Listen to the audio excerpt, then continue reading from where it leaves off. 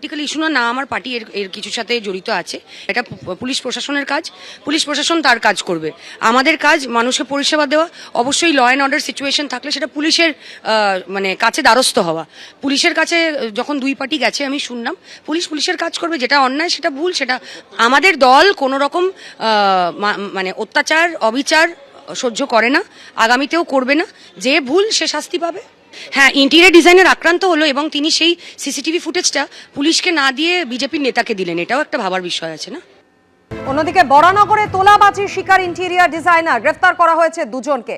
Interior ডিজাইনারকে মারধরের অভিযোগে গ্রেফতার করা হয়েছে দুই ব্যক্তিকে।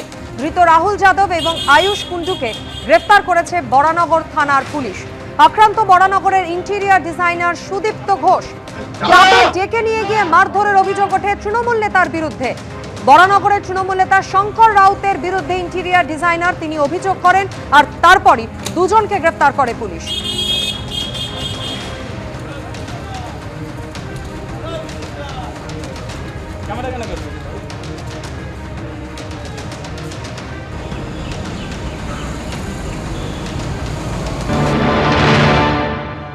টাকা চায়, তারপরে আমি বলেছি দেবো না। ওখানে গিয়েও টাকা চায় 70,000, পরে বললো 70,000 টাকা দিতে হবে।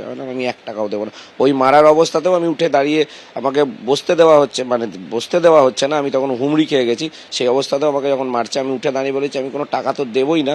আমার কাছে লিগ্যাল এভিডেন্স আছে যে বিদিশা চ্যাটার্জি এবং স্নেহাশিস চ্যাটার্জি এবং ওনাদের সন্দীপ চট্টোপাধ্যায় ওনারাও আমাকে নানাভাবে অনেকবার থ্রেট করেছে। তার ভয়েস রেকর্ডিং আমার কাছে আছে।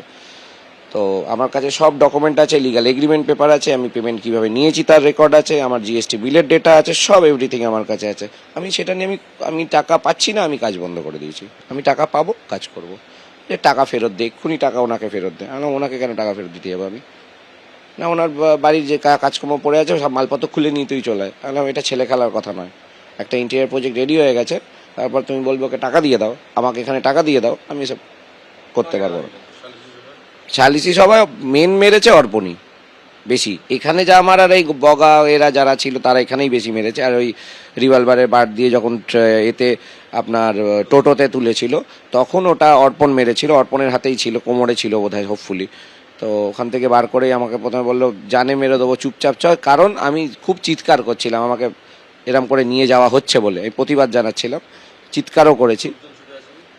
না, কেউ আসেনি। এই অঞ্চলে লোকজন ছুটে আসবে শঙ্কর রাউতের সঙ্গে বিরোধিতা করতে? সেই রাত্রিরে তো তারও আবার না ঠিকানা লেগে যাবে অন্য জায়গায়। ওনার যা চরিত্র, ওনার চরিত্র যদি আপনারা ভালো করে বা রেকর্ড দেখতে থাকেন তাহলে সেগুলো আপনারা নিজেরা দেখতে পাবেন। আমি তো সেটা, আমরা তো পাড়া প্রতিবেশী সবই তো জানি। ভোটের মুখে গ্রেফতার বেলেঘাটা তৃণমূল নেতা রাজু নস্কর। প্রমোটিং বিবাদে হুমকি মারধরের অভিযোগ ওঠে তার বিরুদ্ধে। বাড়ি থেকে তুলে নিয়ে গিয়ে মারধরের অভিযোগ, আর এরপর গ্রেফতার করা হয় রাজু নস্করকে। ইতিমধ্যে আদালতে পেশ করা হয়েছে তাকে। আরো বিস্তারিত জানাবেন প্রতিনিধি আবির দত্ত আমাদের সঙ্গে রয়েছেন। আবির, এই মুহূর্তের কি আপডেট? দেখো, রাজু নস্করকে আজকে শিয়ালদা আদালতে পেশ করা হয়েছে এবং যেটা জানা যাচ্ছে যে তার আইনজীবীর তরফ থেকে জামিন চেয়ে আবেদন করা হয় আদালতে। অন্যদিকে সরকারি আইনজীবী তিনি সেই জামিনের বিরোধিতা করেন এবং 14 দিনের পুলিশ হেফাজতের আবেদন তাদের তরফ থেকে করা হয়। এরপর যে সওয়াল জবাব চলে, সেই সওয়াল জবাব চলাকালীন আমরা দেখতে পাই যে যিনি তদন্তকারী আধিকারিক তিনি কেস ডায়েরি নিয়ে তিনি আদালত কক্ষেই উপস্থিত ছিলেন।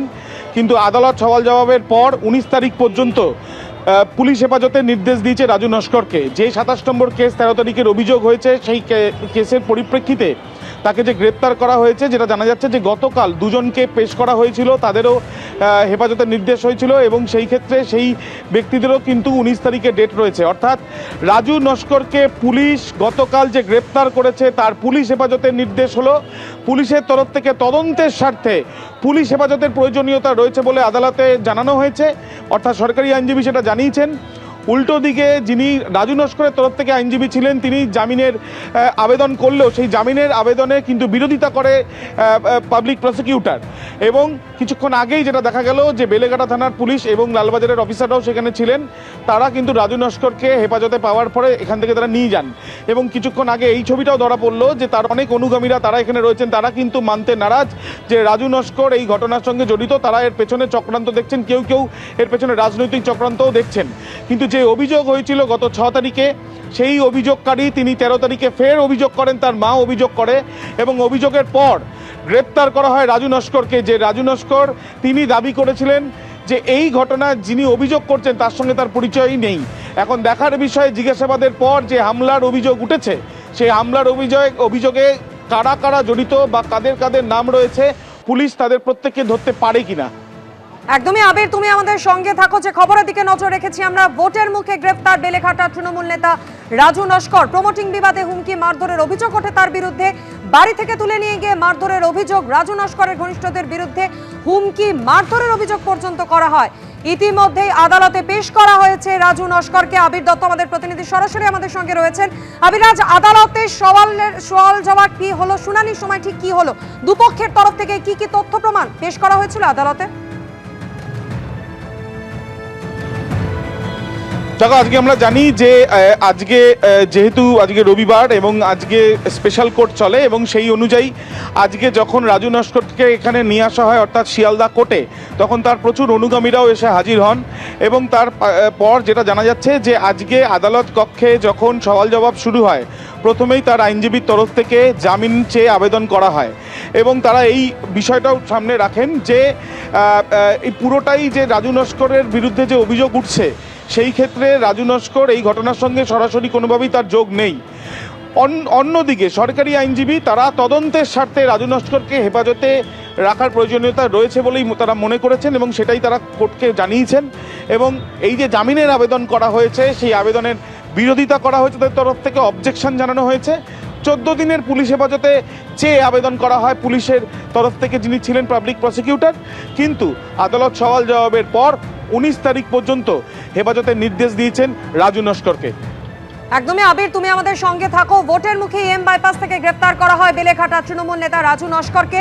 আজ তাকে শিয়ালদা আদালতে পেশ করা হয় এবং সেখানেই 19 তারিখ পর্যন্ত পুলিশ হেফাজতে নির্দেশ দেন বিচারক।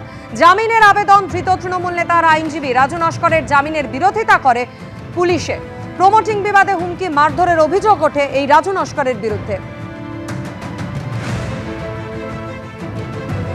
এবিপি আনন্দ, এগিয়ে থাকে, এগিয়ে রাখে।